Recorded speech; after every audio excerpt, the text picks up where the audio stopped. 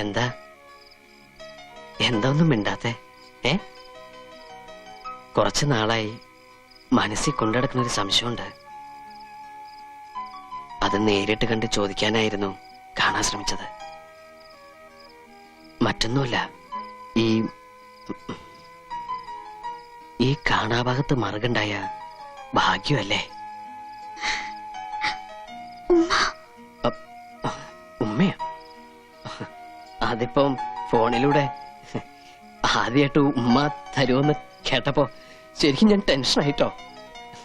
ചോദിച്ചാ ഞാൻ എങ്ങനെ തരാതിരിക്കുക?